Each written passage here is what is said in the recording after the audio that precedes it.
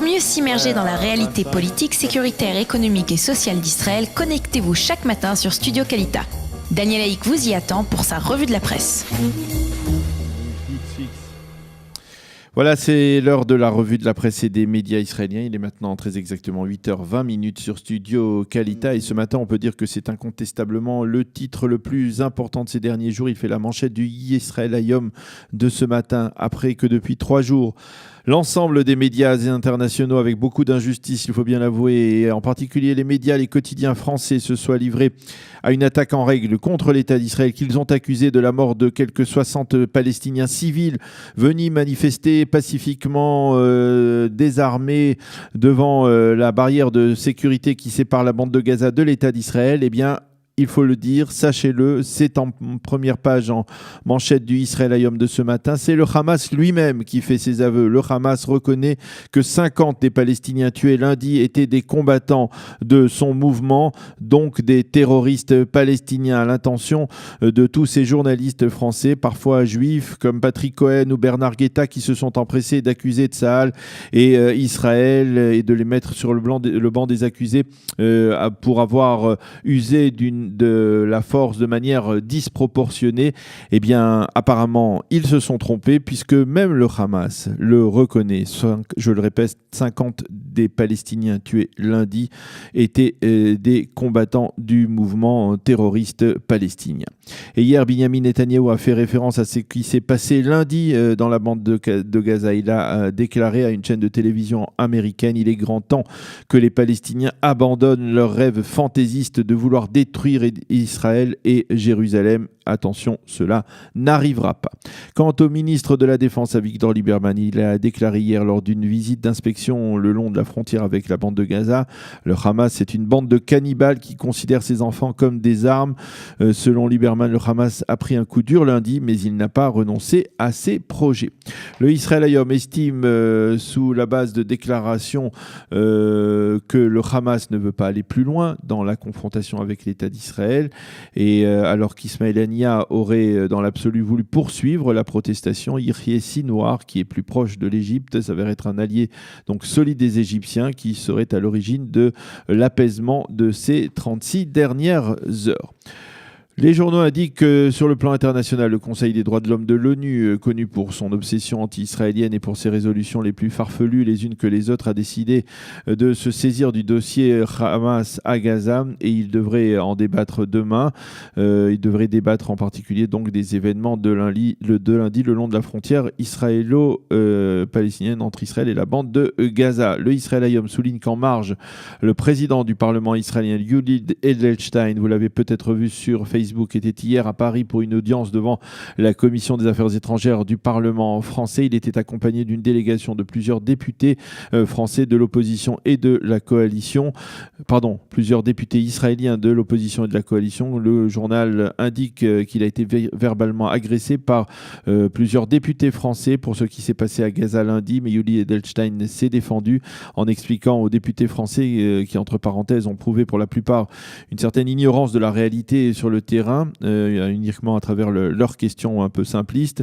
Et Yuli Edelstein a expliqué aux députés français, par exemple, qu'il y a même des Palestiniens qui sont heureux, des mères palestiniennes qui sont heureuses d'envoyer leurs enfants à la mort. Et à ce propos, je vous invite à consulter la réponse très ferme qu'a fait le député Koulanou Eli El Alouf, député à la Knesset, qui a fait donc en français à ces députés de la Commission des Affaires étrangères du Parlement français. Il ne s'est pas démonté du tout et a tenté de leur expliquer la complexité de la réalité sur le terrain. Et toujours à propos de la tension avec les Palestiniens, les journaux israéliens soulignent que les forces de sécurité sont déployées massivement aujourd'hui à Jérusalem en perspective des prières du premier vendredi du Ramadan sur le mont du Temple.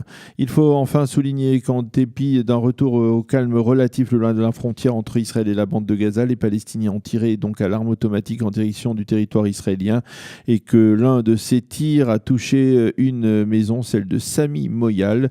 Les balles tirées ont causé des dégâts matériels mais n'ont pas fait de blessés. Bien évidemment, la presse israélienne de ce matin et les médias se font également l'écho de la crise ouverte entre Israël et la Turquie après les accusations de génocide lancées par Tayyip Erdogan et après la réponse très ferme de Binyamin Netanyahou.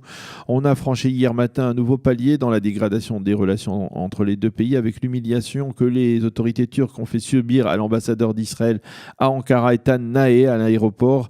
Après que les autorités turques aient décidé de l'expulser, elles lui ont fait passer dès son arrivée à l'aéroport pour rejoindre l'État d'Israël une vérification sécuritaire particulièrement lourde et donc humiliante, et ce devant les caméras de télévision turques qui avaient été apparemment conviées à cette manipulation par les services de Tayyip Erdogan lui-même. Israël n'a pas apprécié et a convoqué le consul général de Turquie à Jérusalem pour l'expulser, et même il faut souligner que les agents du ministère israélien des Affaires étrangères ont procédé à une vérification des papiers du diplomate, ce qui n'est pas l'habitude dans les relations diplomatiques, mais qui est aussi, d'une certaine manière, une sorte de réponse au comportement humiliant des autorités turques à l'aéroport de la Turque à Istanbul. Côté israélien, on estime tout de même qu'après ce coup d'éclat, Tayyip Erdogan n'ira pas jusqu'à la rupture des relations entre les deux pays, même si le président risque de continuer à prononcer des discours désagréable pour les Israéliens, comme il en a prononcé donc hier soir. Il ne veut pas de rupture, mais veut montrer qu'il est à la fois le défenseur du Hamas et d'Al-Aqsa. Ce matin, le Yediot Aharonot consacre sa manchette au dossier turc, mais il se fait également en une l'écho d'une révélation selon laquelle la Turquie aurait acquis du matériel électronique sophistiqué dans une société israélienne, et les Turcs auraient revendu ce matériel aux Iraniens. L'ONU aurait déjà ouvert une enquête à ce sujet. Le directeur de la compagnie israélienne a souligné qu'il n'avait jamais vendu de matériel à l'Iran, mais donc uniquement à la Turquie. Les quotidiens israéliens se font également l'écho du débat provoqué dans le monde politique par le projet de loi du député Itzik Shmouly, du camp sioniste, visant à ce que l'État d'Israël reconnaisse officiellement le génocide des Arméniens par la Turquie. Shmouly ainsi que le député Likoud Avi Ohana ont uni leurs efforts pour que ce projet de loi important ne soit pas abandonné et puisse aboutir enfin. Mais hier soir, sur les médias israéliens, une question dominait. Doit-on reconnaître le génocide arménien parce que cela ferait bouillir de rage Tayyip Erdogan, ou bien uniquement parce que, quoi qu'il advienne, il s'agit d'une démarche humanitaire sans aucun lien avec la crise existant entre Israël et la Turquie.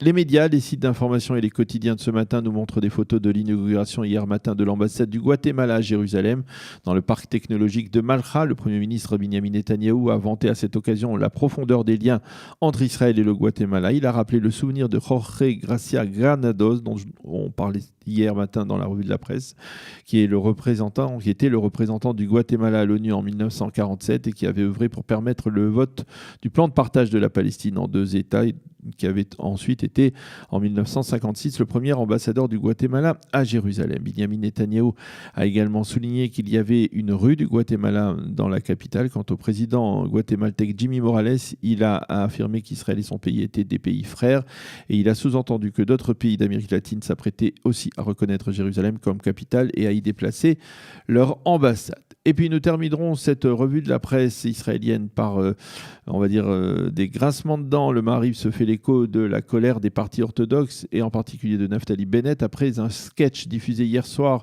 dans le cadre de la célèbre émission satirique Eretz Nehederet. Dans ce sketch, on voit l'un des acteurs grimé comme Naftali Bennett, mais avec sur la tête deux boîtiers de tfilin sur son crâne chauve, placés comme les couettes de Netta Barzilai, la lauréate du concours Eurovision. Les partis religieux ont qualifié ce sketch de particulièrement offensant pour la tradition juive. Et puisque nous parlons de Netta, sachez que le Premier ministre Binyamin Netanyahou l'a reçu hier à la présidence du Conseil à Jérusalem. Et le Yediot Aharonot nous montre en première page même Binyamin Netanyahou et Netta en train de faire ensemble la danse des coqs ou des poules qui a fait le succès de Netta. Voilà donc pour cette revue de la presse et des médias israéliens de ce matin. Nous allons marquer une première pause musicale, ou en tout cas une pause musicale, avant d'être en ligne avec Paris et Nicolas Tavitian, qui est l'un des responsables, qui est le directeur de l'UGAV, l'Union générale arménienne de bienfaisance. Nous parlerons avec lui du génocide arménien. Pour Pour mieux s'immerger dans la réalité politique, sécuritaire, économique et sociale d'Israël, connectez-vous chaque matin sur Studio Kalita. Daniel Haïk vous y attend pour sa revue de la presse.